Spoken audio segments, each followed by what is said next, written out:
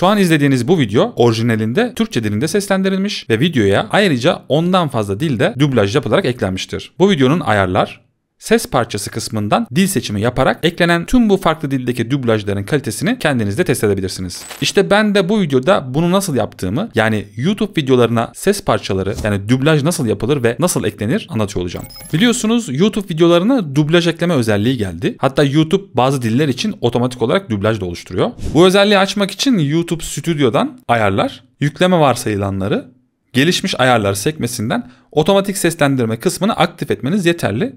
Tabii bu özellik tüm kanallar için aktif edilmemiş olabilir ancak ileride tüm kanallar için de mutlaka aktif olacaktır. Eğer YouTube kanalınız için bu özellik aktifse yeni bir video yayınladığınızda o video için otomatik olarak oluşturulan farklı dillerdeki dublaj seslendirmeleri o videonun düzenleme seçeneklerinde diller kısmında yer alıyor zaten. Ancak bu otomatik dublaj ekleme özelliği hem kısıtlı sayıda bir dil için geçerli oluyor hem de hatalı çeviriler, robotik ses tonu ve senkron bozuklukları gibi sorunlarla birlikte geliyor. Ben ise videolarınıza ses parçası yani dublaj eklemek için çok daha profesyonel bir yol göstereceğim.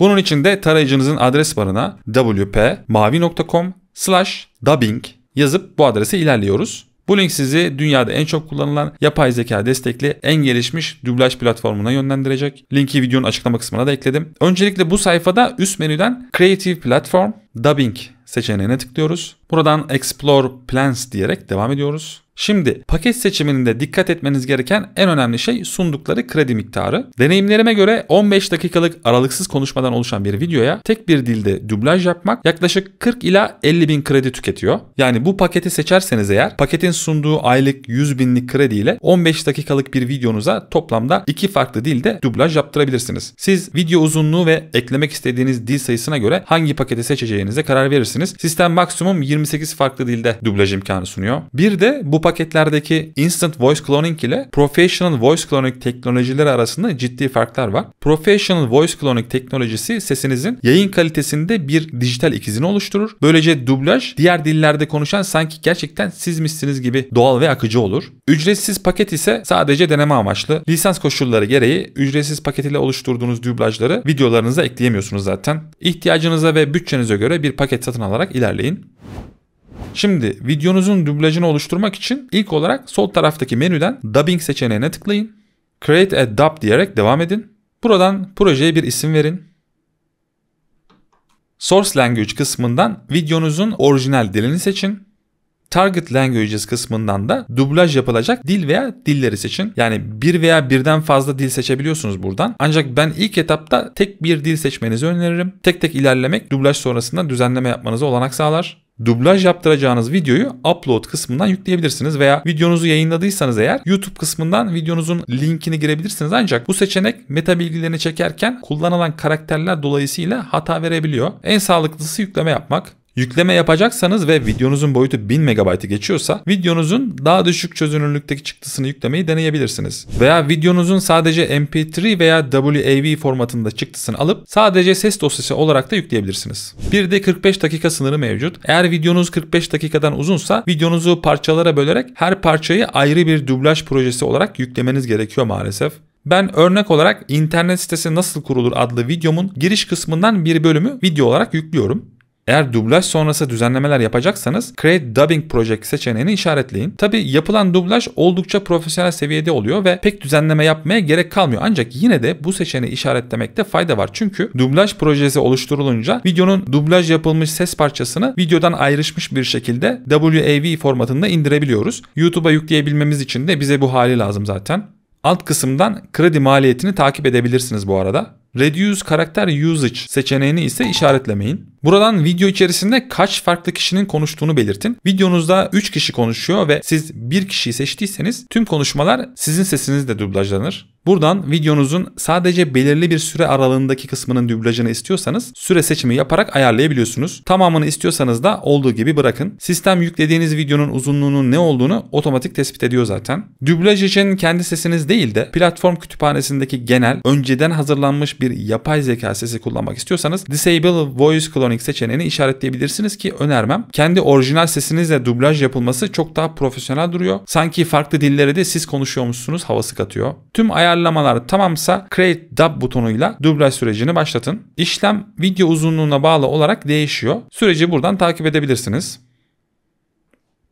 İşlem barı yok olduğunda dublaj hazır demektir. Üzerine tıklayarak Dubbing Editör'de açabilirsiniz. Dublaj çok kaliteli yapıldığı için düzenleme yapmamıza pek gerek kalmıyor. Ancak ben yine de düzenleme seçeneklerinden biraz bahsedeyim. Şimdi öncelikle orijinal sesin düzenleme alanını görüyoruz. Alttaki seçeneklerden dublaj sesinin düzenleme ekranına geçebiliriz. Önce orijinal düzenleme alanına bakalım. Burada orijinal sesin yazı çıktısı mevcut. Eğer hatalı kelimeler varsa buradan düzeltebilirsiniz. Bu arada size düzenleme işlemlerinde kullanmanız için ücretsiz kredi veriliyor. Bunun takibini de sol alt kısımdaki bölümden yapabilirsiniz. Her değişiklik buradan kredi eksiltir ancak paketinizdeki kredilerden düşmez. Bu ücretsiz krediler dahilinde paketinizdeki esas kredileri harcamadan istediğiniz kadar ücretsiz düzenleme yapabilirsiniz yani. Zaman çizelgesindeki background kısmı videonuzda bulunan müzik, ortam gürültüleri gibi arka plan seslerinin ayrıştırılmış halleridir. Üzerine tıklayıp sağ taraftan ses yüksekliğini ayarlayabilirsiniz.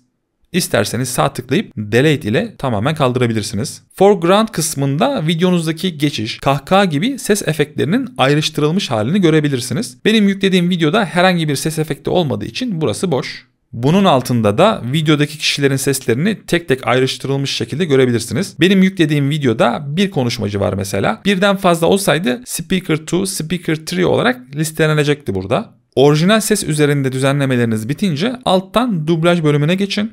Buradan orijinal metnin çevirisi yapılmış halini metin olarak görebilirsiniz. Yine buradan yanlış çeviriler veya çevrilmemesi gereken kelimeleri düzenleyebilirsiniz. Düzenlemeleriniz bitince de değişikliklerin işlenmesi için mutlaka sağ alttaki Generate Style Audio butonuna tıklayın. Zaten dublaj ses klibi üzerinde style yani değişiklikler var, yenileyin anlamında bir uyarı göreceksiniz. Bir bakalım nasıl olmuş. In diesem Video werde ich Schritt für Schritt erklären, wie man eine Website erstellt. Mit diesem Leitfaden zur Erstellung einer Website können Sie ohne technische Kenntnisse und ohne hohe Gebühren zu zahlen die Art von Website selbst erstellen, die Sie von Profis erstellen lassen könnten. Und das werden wir auf sehr einfache Weise tun. Wir werden alles Vorgefertigte verwenden. Vorgefertigte Software und Designs werden wir wie Lego-Steine zusammenfügen und mit Methoden wie Drag and Drop und Klick ändern unsere Website in kurzer Zeit erstellen.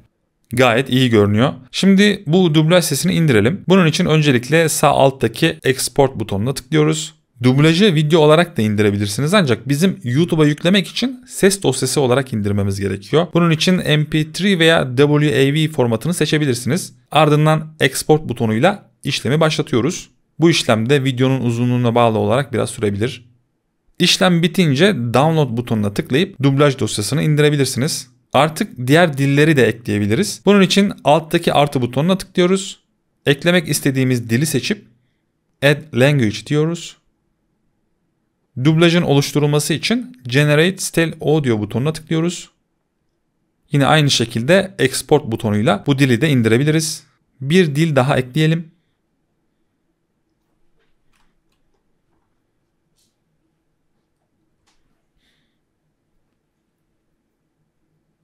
Ve dublaj oluşturma ve indirme işlemleri tamam. Şimdi de bunları YouTube videomuza yükleyelim.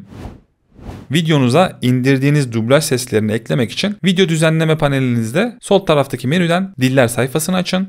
Sağ taraftan dil ekle butonuna tıklayıp dublaj dilini seçin. Videonuzun orijinal başlık ve açıklamalarını Google Translate ile dublaj diline çevirip buraya ekleyebilirsiniz. Dublajlı kısmındaki ekle butonuna tıklayıp dosya seçin butonuyla da dublaj ses dosyasını yükleyin. Ardından yayınla butonuna tıklayıp güncelle diyerek işlemi tamamlayın. Buradaki işleniyor yazısı yayınlandı olunca videoya dublaj ekleme işlemi tamam demektir. Diğer dilleri de yine buradaki dil ekle butonuyla aynı şekilde yükleyebilirsiniz. Ve hepsi bu kadar. Benim videolara dublaj ekleme konusunda anlatacaklarım bu kadardı. Eğer bu videoyu faydalı bulduysanız beğenmeyi ve kanalıma abone olmayı unutmayın lütfen. Bir başka videoda görüşmek üzere.